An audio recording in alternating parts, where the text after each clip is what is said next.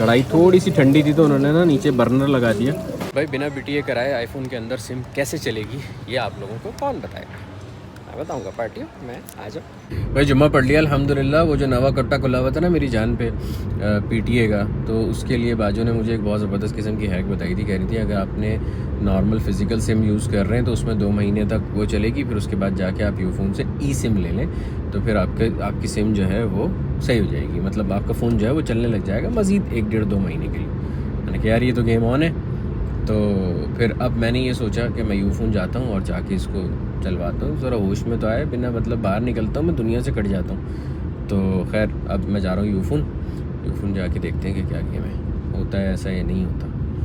अब फिर होता है तो फिर आप लोगों को बताते हैं, आप लोग भी करना। भाई यूफोन के ऑफिस तो मैं पहुँच गया, लेकिन साला नीचे से लेके ऊपर तक कोई एक बोर्ड नहीं लगा हुआ। पूछते पूछते पहुँचा हूँ। अब वही बात है, गूगल मैप से क्यों नहीं पूछा? मोबाइल चल रहा हो तो पूछो ना। लो जी, जहाँ पे आए थे वो भी यूफोन का ऑफिस नहीं है, वो यूफ का माइक्रो फाइनेंसिंग बैंक कोई ऑफिस है। भरपूर लंबी कशख्वारी के बाद मैं पहुँचा हूँ, पार्किंग मिली है, लेकिन यूफोन का ऑफिस नहीं मिला यार अभी तक। पता नहीं बोर्ड क्यों नहीं लगाया वहाँ। भाई घनघोर ख्वारी के बाद ये यूफोन का ऑफिस हमें मिल गया फाइनली अल्हम्दुलिल्लाह। F7 मरकज़ के अंदर है और ये उन्होंने ऊपर होशियार बन के यू बैंक लिखा हुआ है। यूफोन लिखना चाहिए ना ऊपर। ओह हद है यार, इतनी खप के बाद मुझे यूफोन का ऑफिस मिला। मैं गया उनके पास, उन्होंने कहा PTA अप्रूव्ड है। मैंने कहा नहीं। तो कहने लगी कि हम इसकी गारंटी नहीं लेते कि ये चलेगी या नहीं। मैंने कहा ठीक है, आप गारंटी नहीं लें कोई बात नहीं, इंसान की गारंटी नहीं है, आप सिम की कैसे लेंगे? कहने लगी ठीक है सर आप पेमेंट कर दें ताकि मैं प्रोसीड करूँ। मैंने जेब में हाथ डाला, मेरे ATM कार्ड नहीं था गाड़ी में, सबको लेने जा रहा हूँ। लो जी, इतनी सारी ख्वारी करने के बाद द गुड न्यूज़ इज़ कि बिना PTA कराए आपके भाई की सिम अल्हम्दुलिल्लाह चल गई और फ़ोन चल गया अल्हम्दुलिल्लाह। 7 बज रहे हैं और हमारे को लेने आए हैं नन अदर देन रैयान भाई, all the way from Jeddah.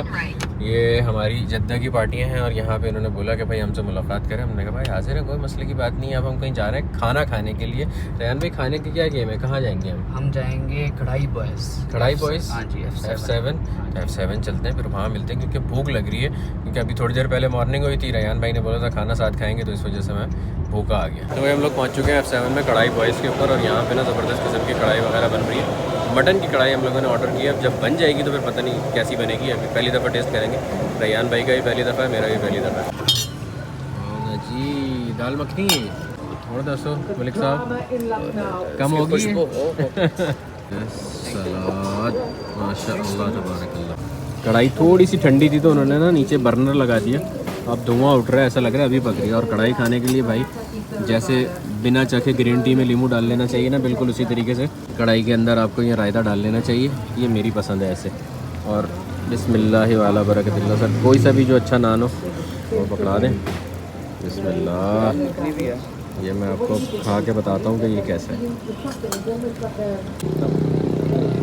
Malik साहब thank you so very much, जज़ाकल्लाह खैर। मोस्ट वेलकम भाई, अल्लाह खुश रखे, आपके रिज़्क़ में बरकत दे। आपने इतने हमारा इकराम किया और आपने हमारी दावत की sir, thank you so very much. और इंशाल्लाह ये हमारी आखिरी मुलाकात नहीं होगी, हमने आगे भी और जगहों पे भी मिलना है इंशाल्लाह। और आपकी वालदा को ख़ास मेरा सलाम है, थैंक यू, क्योंकि वो मेरे व्लॉग्स देखती हैं बहुत मोहब्बत से। तो आंटी अस्सलाम वालेकुम, मेरे लिए दुआ करिएगा। और मलिक साहब आज मेरे साथ हैं, इन्होंने बड़ा इकराम किया, थैंक यू सो मच। तो भाई ये बाल वाल कट चुके हैं बिल्कुल, ये आफ्टर लुक है। भाई आपका नाम क्या है? फैसल भाई ने ये ज़बरदस्त किस्म के बाल काट दिए डिप्लेक्स में, F11 ना, F11 मरकज़ के अंदर। थैंक यू सो मच भाई।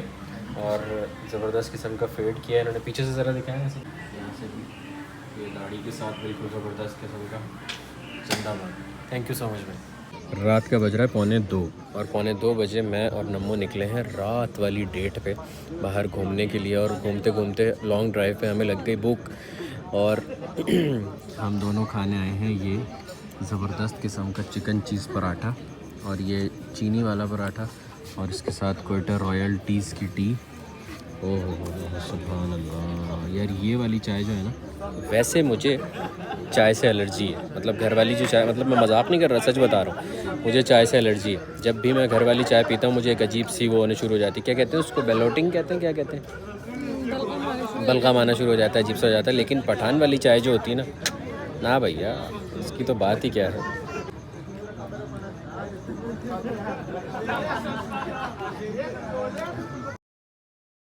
अच्छा, तो क्रिस्टल मेज़ था। क्रिस्टल मेज़ में ये होता था कि वह गंजा होता था, पूरी टीम लेके जाता था। उसमें क्या होता था कि डिफरेंट स्टेजेस होती थी और डिफरेंट स्टेजेस से होते होते होते होते वो टीम कम होते होते श्रिंक एक बंदा एंड में बचता था जिसको सबसे मुश्किल टास्क मिलता था, फिर उसको क्रिस्टल मिलता था। तो वो हमें, क्योंकि चैनल 1 और 2 पे वो यही था, ऐसा ही होता था ना, 1 और 2 पे आता था वो। 4 से 5 या 5 हाँ, से 6 आता तो वो हमारे लिए इतना पसंदीदा शो था कि पता नहीं, बस ये इस पे दुनिया ख़त्म है। अच्छा, अब जाहिर है आजकल के बच्चे जैसे यूट्यूब देखते हैं तो उनकी इंस्पिरेशन उसी हिसाब से होती है कि हमें वही करना है, व्लॉग्स बनाने हैं, वो करने। इसी तरीके से हमारी इंस्पिरेशन ये थी कि हमने क्रिस्टल मेज़ देखा है तो हमने घर में क्रिस्टल मेज़ बनाना है। अच्छा, क्रिस्टल मेज़, सलमान वाले। हाँ, बाल्टी से। और उन दिनों हमारे कज़न अंसार भाई, तो वो काम करते थे किसी किले में।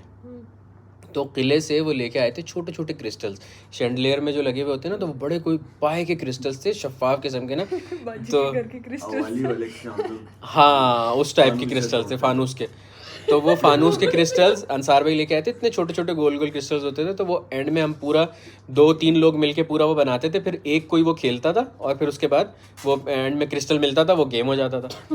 2 गैलरियाँ थी, एक कमरे में एक गैलरी थी, एक दूसरे कमरे में थी। तो हम लोगों ने क्या किया कि इससे दूसरे में रस्सी डाल के और पूरा एक वो जिपलाइन टाइप का वो बनाया और उसके अंदर एक बाल्टी लगाई। तो याद है बन्ना, बाल्टी लगाई और बाल्टी में इस तरह से करते थे, ये भैया और बन्ना और मैं, आप ही, हम चारों मिलके ये फुल भैया का सबसे ज़्यादा दिमाग होता था इसमें। और इसको इस तरह से पता नहीं कैसे करके हमने वो वाला रस्सी वो की कि उसको एक तरफ से खींचो तो वो पूरी बाल्टी आती थी और फिर उसके बाद वो भरती थी, फिर उसके बाद यूँ घुमाओ तो आगे जाके वो बाल्टी खाली होती थी। फिर इस तरह से करते करते करते, क्योंकि उसमें गेम्स ऐसे ही होते थे। खैर, इसी तरीके का एक और हमें करने का शौक़ हुआ। उन दिनों हम दूसरे घर में शिफ्ट हो गए थे जिसमें हमारे घर में गैलरी भी नहीं थी। 2 तो छोड़ो, 1 भी नहीं थी।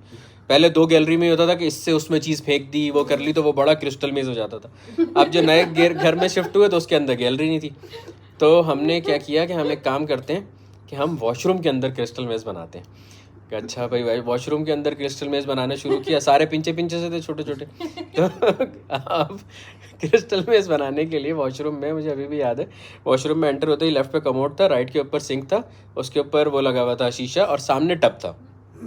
अच्छा, शीशे से हमने एक वो लगाया मछली की डोरी और उसको लेके आया कमोड के पास कि हम यूँ जोड़ेंगे और यहाँ से कुछ चीज़ ऐसे यूँ फेंकेंगे तो वो जी करके कमोड के पास जाएगी और एंड में हम वहाँ से वो निकालेंगे। मतलब आप मयार चेक कर रहे हैं, क्रिएटिविटी चेक कर रहे हैं और हम उधर खेल रहे हैं। किधर?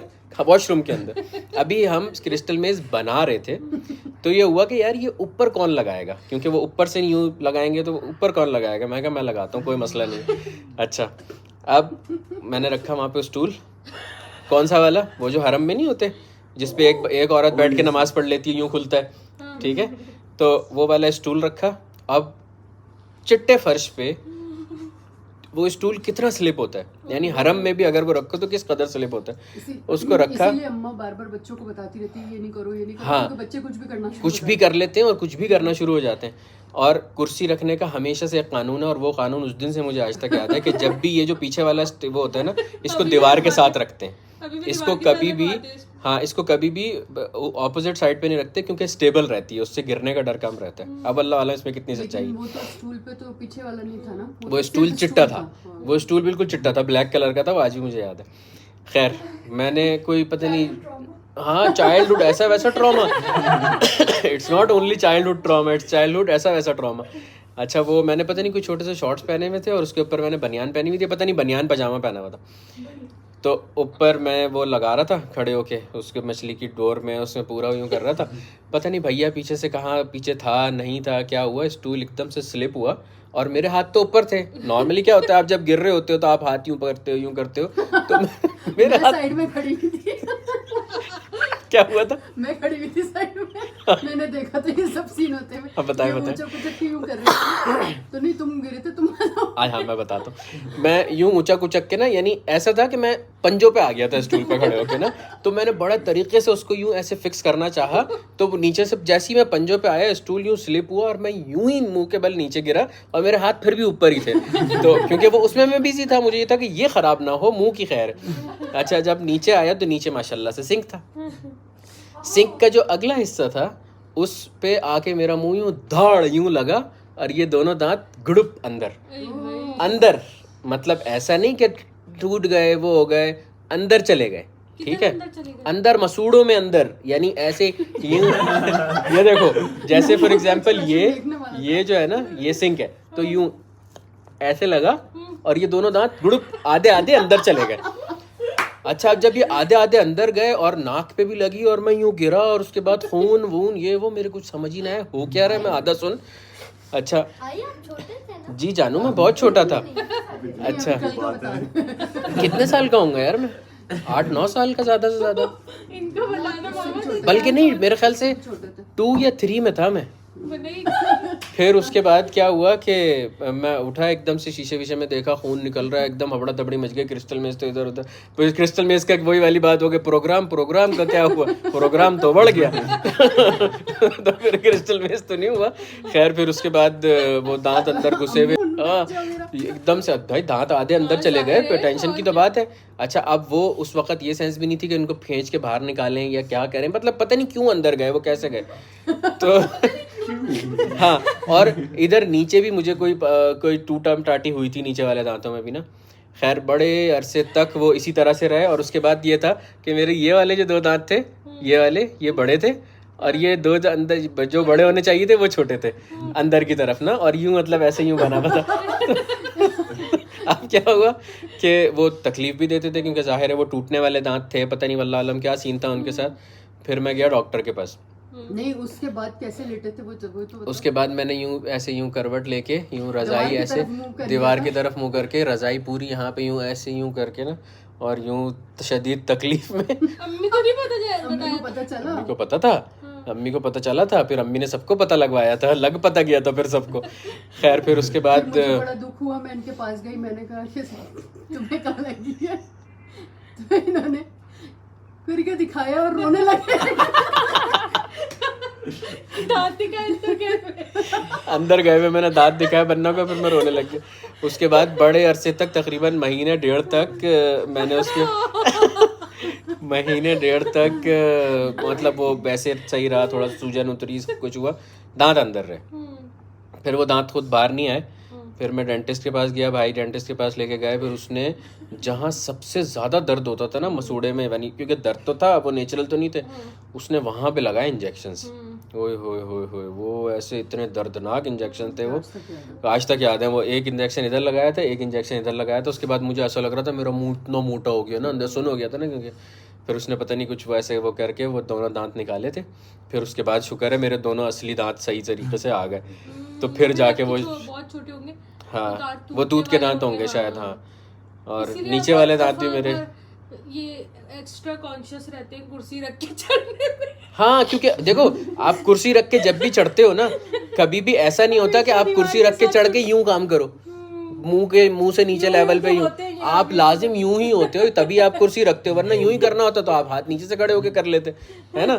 तो इसी वजह से ये हमेशा होता है, ये प्रोग्राम बढ़ता है। चलो जी, अल्लाह का शुक्र है हमारी सिम चल चुकी है, हमारा मिशन यहाँ पे हुआ एंड। अपना बहुत सारा ख्याल रखिएगा, चैनल पर नया तो सब्सक्राइब कर लीजिएगा।